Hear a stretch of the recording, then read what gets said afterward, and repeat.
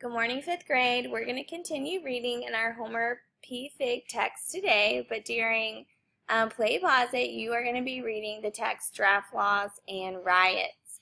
So you have that text separately. It is not stapled to the back. You should have a separate text to follow along and read. But before we get started, we're going to fill in the blank. So get ready to fill in the blanks as I say it out loud. And remember, you can always press pause if you didn't get to write down the word in time before I move on. Homer and his brother Harold live with their evil uncle Squint because both of their parents are dead. Harold sticks up for Homer one day, and Squint gets a group of men to teach the boys a lesson for disrespecting him. Squint makes Harold take an oath to join the Union Army. Homer is devastated, and he hopes that Harold gets a rifle and a pair of boots. Press pause to write down your answers and play when you're ready to keep reading. The focus question for today is, how do the events of the Civil War impact Homer and his family? Our vocabulary words for today are oblige, that's to make someone do something, and this is an example of obliged. When you graduate from college, you are obliged to pay your debt. And so this person has a chain connected to money because that's like all the money they owe for their college education. The second word is wretched, and that describes someone who is in an unhappy or unfortunate state. So you would draw a line to this lady right here. And the last one is oath. That's a promise about what you will do in the future. So this is President Obama taking an oath for the presidential office. Turn the page in your notes and have your text out and ready. And as you can tell, this is a nonfiction text. It's talking about draft laws and riots, and we know that those were real. And this text is going to inform us about the draft laws and riots that followed during the Civil War. You already know about the draft law, and you already know that there were riots, but this is just to refresh your memory and give you more details about the situation.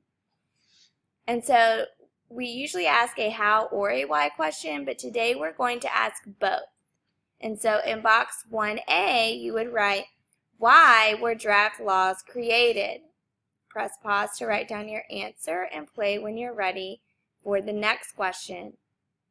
In box 2A, you would write, how did the riots affect people? Press pause to write down your answer and play when you're ready to read. As we're reading, we're going to answer question number 1 first, and then we're going to jump down to 3 and 4. And after we answer 4, we'll be able to then answer box 2. All right, I'm at As the Civil War. And let's get ready to underline the answers to our questions. As the Civil War went on, more men were needed to fight for the Union Army. It became harder and harder to find men. Army life was hard. There were many people who didn't want to leave their homes and their families behind to fight. Let's stop right there because we already have information about why the draft laws were created. We know that the draft laws were created because the Union Army needed soldiers to fight in the Civil War, and men did not want to volunteer. Press pause to write down your answer and play when you're ready to keep reading. I'm at the second paragraph. In 1863, Congress passed a draft law. All able-bodied males between 18 and 35 could be part of the draft. The first day of the draft in New York City was fine. The second day, Monday, July 13th, 1863, didn't go as well. People in the city were very angry about this draft. They were against the part of the draft that said a man could hire a substitute or pay $300 to get out of service. Immigrants and the poor could not afford to hire someone or pay money not to fight in the war. Rich men had no problem with this and paid money easily. Many felt that it was a war being run by rich men, but the poor men were actually doing the fighting. Let's stop right there and focus on box 3. It says, why were people in New York angry about the draft? And we go to this part that says people in the city were angry about the draft. That's not the answer I'm going to write down because it asks me why were they angry. This sentence just tells me that they were angry. So I'm going to keep reading. They were against the part of the draft that said a man could hire a substitute or pay $300 to get out of service. And so, in other words, they were angry because if your name was drawn that said you had to go fight, if you had enough money, you could pay your way out and you wouldn't have to fight and risk dying.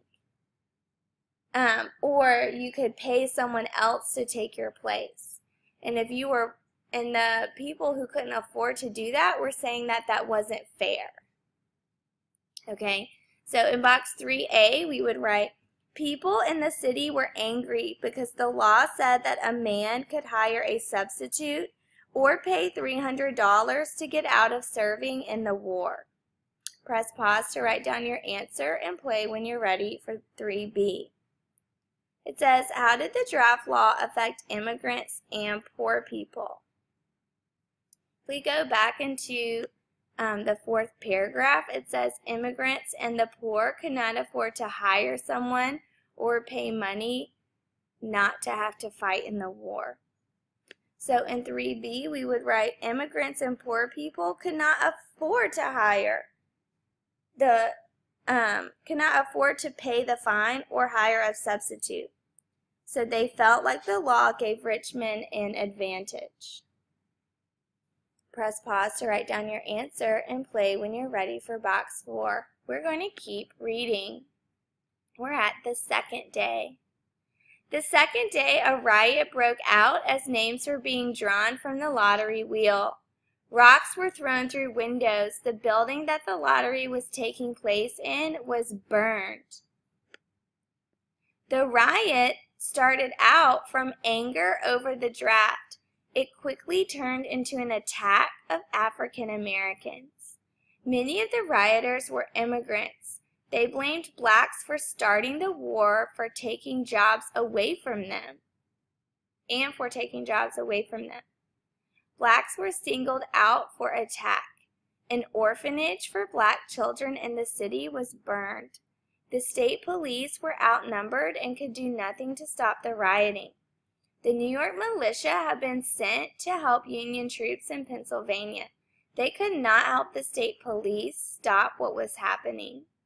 The first fight, there was a heavy rain that helped put out the fires.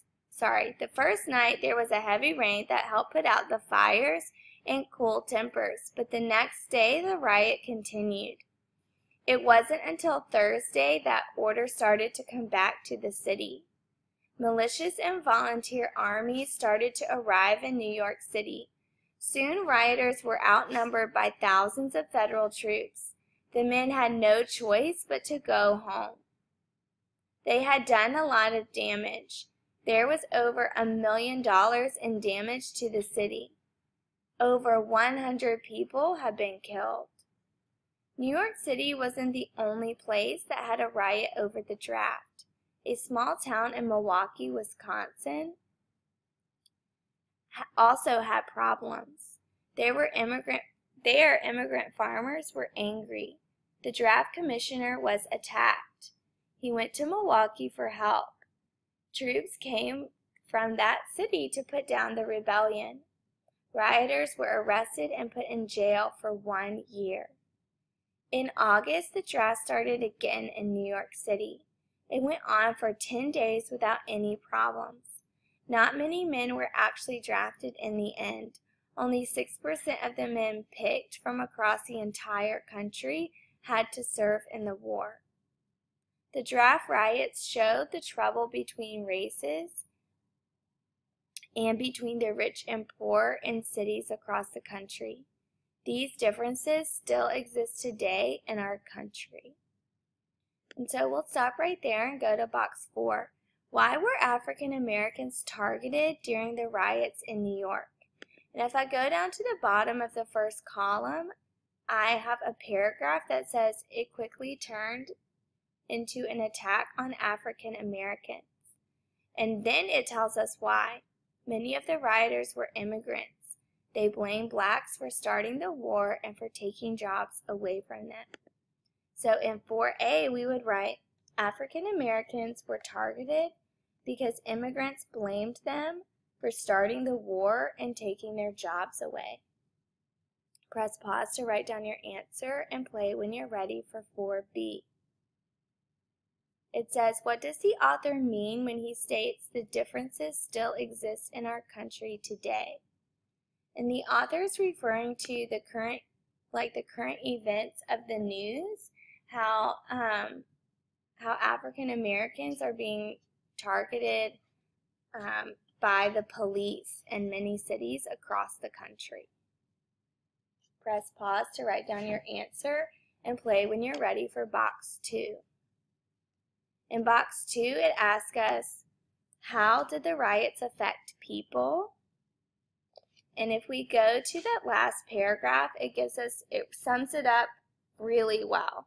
It says the draft riots showed the trouble between races and between the rich and poor in cities across the country. Press pause to write down that quote in 2B and play when you're ready for the paragraph. And in the paragraph it states, how did the draft riots affect African Americans in New York in 1863? And so you would restate the question. It wasn't originally on here for you, but I can add. And you could focus on boxes 3 and 4. You could also begin with box 2 as your main idea, and then use boxes 3 and 4, the questions about African Americans, to help you answer your question.